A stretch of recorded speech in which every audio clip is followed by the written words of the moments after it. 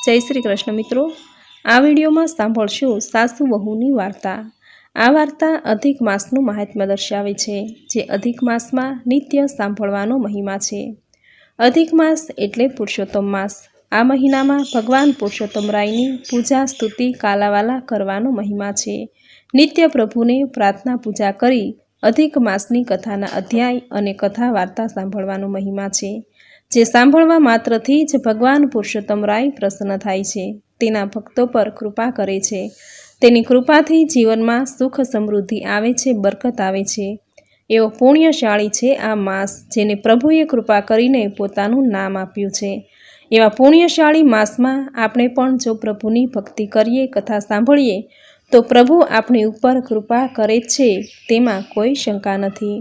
તો પ્રભુ પુરુષોત્તમ રાયની કૃપાને પ્રાપ્ત કરવા માટે આ વિડીયોમાં આપણે સાંભળશું અધિક માસનું મહાત્મ્ય દર્શાવતી કથા વાર્તા સાસુ વહુની વાર્તા। જો આપને આ કથા પસંદ આવે તો વિડીયોને લાઇક, શેર, કોમેન્ટ કરી, ચેનલ પર નવા છો તો ચેનલ સબસ્ક્રાઈબ કરી બાજુમાં બેલ આઇકન પ્રેસ કરી દેજો। ધન્યવાદ। તો સાંભળશું સાસુ વહુની કથા વાર્તા। કનકપુર નામનું એક ગામ હતું। રણિયામણા નદી કાંઠે તે આવેલું। તેમાં કાશીબહેન પોતાના દીકરાની વહુ સાથે રહે। રોજ સવારે દીકરો ખેતરમાં કામ કરવા જાય અને પુત્રવધુ ઘરકામ કરે। કાશીબહેન આખો દિવસ નવરા, રોજ આડોશ પાડોશમાં જઈને ગામ ગપાટા કરે। ક્યારેક પડોશણને પોતાના ઘરમાં બોલાવી ટાઢા પહોરમાં ગપ્પા મારે। આમ ગમે તેમ કરી પોતાનો સમય પસાર કરે। કાશીબહેનની વૃદ્ધાવસ્થા હતી, છતાં તેમને ધર્મ, ભગવાનની સેવા પૂજા વગેરેમાં કશો રસ નહીં। તે તો વાતોના વડા કરવામાં પાવરધા। તેમની પુત્રવધુનું નામ માયા હતું। માયા ઘણું જ ઓછું બોલતી, ઘરકામમાં આખો દિવસ ડૂબેલી રહેતી। વખત મળે ત્યારે નવરાશના સમયમાં પ્રભુની ભક્તિ કરતી। એટલામાં પુરુષોત્તમ અધિક મહિનો આવ્યો। આડોશી પાડોશી વ્રત કરવાના છે તે જાણીને કાશીબહેને પુરુષોત્તમ માસનું વ્રત કરવાનું ઘણું મન થયું। તો સાસુજી વ્રત કરવાના છે તે જાણીને માયાએ પણ વ્રત કરવાનું નક્કી કર્યું। તેણે સાસુજીને વાત કરી ત્યારે કાશીબહેને છણકો કર્યો। તે બોલ્યા કે જોઈ મોટી હોય તે ભક્તાણી, આ ઘરમાં બેસીને જે કાંઈ કર્મ ધર્મ કરવાના હોય તે કરો, નદીએ સ્નાન કરવા જવાની કાંઈ જરૂર નથી। સાસુ તો નારાજ થયા છે। તે માયા વહુએ જોઈ લીધું। સવારે તે કંઈ બોલ્યા નહીં, પણ મનમાં ને મનમાં તેણે વ્રત કરવાનો સંકલ્પ કરી લીધો। અધિક માસ શરૂ થતાં જ કાશીબહેને રોજ સવારે સ્નાન કરવા જવા માંડ્યો। નદીએ સ્નાન કરી તે કાંઠા ગોરમાનું પૂજન કરતા, કથા વાર્તા સાંભળતા, બ્રાહ્મણોને યથાશક્તિ દાન દક્ષિણા આપતા। તો આ બાજુ માયા પણ પ્રાતઃકાળે વહેલા ઉઠી નિત્ય કર્મ પ્રમાણે સ્નાન કરતી। સ્નાન કરતી વેળા નાતા નાતા હે ભગવાન પુરુષોત્તમ રાય, હે પુરુષોત્તમ ભગવાન એવું બોલ્યા કરતી।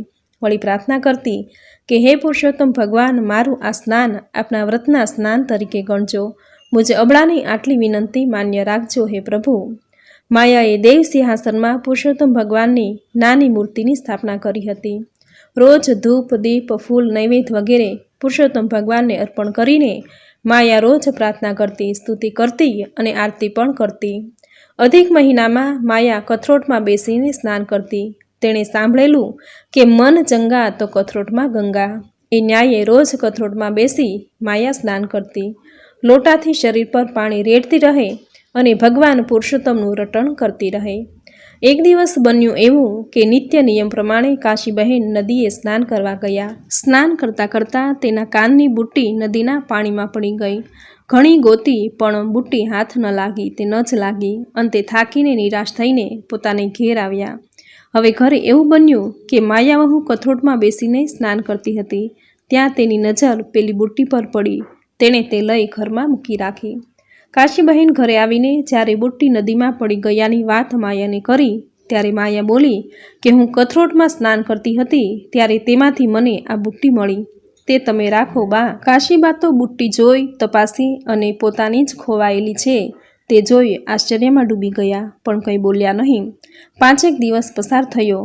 નદીમાં સ્નાન કરતી વેળા કાશીબાના હાથની આંગળીમાંથી વીંટી પાણીમાં પડી ગઈ। કાશીબાએ તો વીંટી ઘણી ગોતી પણ મળી નહીં અને છેવટે નિરાશ થઈને ઘરે આવ્યા। એ વખતે માયાને કથરોટમાંથી કાશીબહેનની વીંટી મળી। વીંટી જોતાં તેને ખાતરી થઈ ગઈ કે નક્કી આ વીંટી મારા સાસુની છે. કાશીબા ઘરે આવતા જ માયાએ પેલી વીંટી તેને સોંપતા કહ્યું કે સાસુમાં, હું કાથરોડમાં સ્નાન કરતી હતી ત્યારે તેમાંથી આ વીંટી મળી છે. કાશીબા તો ઓળખી ગયા, પણ પોતાની વીંટી ખોવાય છે તે વાત તેણે માયાને કહી નહીં. પણ તેણે મનમાં ને મનમાં વિચાર્યું કે બુટ્ટી અને વીંટી નદીમાં પાણી પડે છે અને નીકળે છે કથરોડમાંથી. નક્કી આ કાંઈ માયાનું ચરિત્ર લાગે છે. ખરેખર માયા ચૂડેલ છે કે પછી કોઈ મેલી વિદ્યા જાણે છે, તો નહીં તો આમ થાય નહીં. કાશીબહેનના મનમાં ચટપટી અને ગભરાટ બેઠા. નક્કી આ માયા વહુ અમારું ધનોત પનોત કાઢશે, અમને શાંતિથી જીવવા નહીં દે. આજે વીંટી અને બુટ્ટીની વાત છે તો કાલે બાળકો થશે તેને એ ભરખી જાય તેવી શી ખાતરી? જો તેમ થાય તો અમારા વંશનો તો નાશ જ થાય ને. હવે તો મારે એને કંઈક પણ ઉપાય કરવો જ પડશે.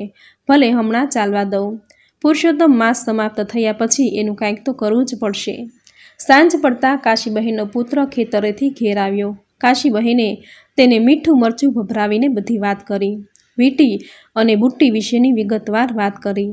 પણ પુત્ર સમજદાર હતો, તેથી ત્યારે તો કંઈ બોલ્યો નહીં. આગળ જતાં જોયું જશે એમ વિચારી તે મૌન રહ્યો. પુરુષોત્તમ માસ પૂરો થયો. કાશીબહેને ઉજવણું કર્યું, યજ્ઞ વગેરે કરાવ્યા. ઘણા બ્રાહ્મણો, વ્રત કરનારાઓ, સગા સંબંધીઓને જમવા માટે નોતર્યા. યજ્ઞ સમાપ્ત થતાં યજ્ઞમાં પૂર્ણાહુતિનું શ્રીફળ હોમવામાં આવ્યું અને તરત જ ગેવી અવાજ આવ્યો કે કાશીબહેન, તમે સૌએ મારું પુરુષોત્તમ માસનું વ્રત કર્યું, યજ્ઞ કર્યો, દાન દક્ષિણા આપી મને પ્રસન્ન કરવાનો પ્રયાસ કર્યો છે. તે ઘણી સારી વાત છે, પણ આખા ગામમાં જો કોઈએ શ્રેષ્ઠમાં શ્રેષ્ઠ વ્રત કર્યું હોય તો તમારી પુત્ર વધુ માયાએ કર્યું છે. માયાએ મારી સંપૂર્ણ શ્રદ્ધા ભક્તિ કરી છે.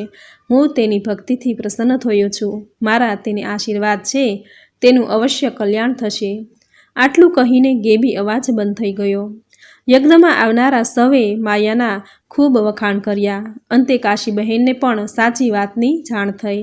તેના મનમાંથી માયા વિશેનો ભ્રમ દૂર થયો. બોલો ભગવાન પુરુષોત્તમ રાયની જય.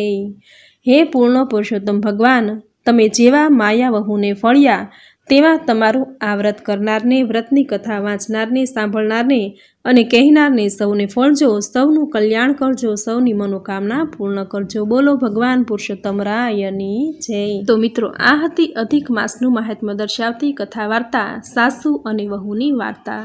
આ વાર્તા ઉપરથી આપણને એવો બોધપાઠ મળે છે કે જો પૂર્ણ શ્રદ્ધાથી, ભક્તિભાવથી, વિશ્વાસ રાખીને પ્રભુનું ભજન કીર્તન કરીએ, પૂજાપાઠ કરીએ, તેનામાં શ્રદ્ધા રાખીએ તો પ્રભુ પુરુષોત્તમ રાય અવશ્ય આપણી ઉપર કૃપા કરે જ છે, આપણી મનોકામના પૂર્ણ કરે જ છે, આપણું કલ્યાણ કરે જ છે. તો મિત્રો, એવી પુણ્યશાળી અધિક માસનું મહાત્મ્ય દર્શાવતી ખૂબ જ સુંદર કથા વાર્તા સાસુ વહુની વાર્તા, જે તમે પૂરી શ્રદ્ધાથી સાંભળી, જે સાંભળવી તમને જરૂર ગમી હશે.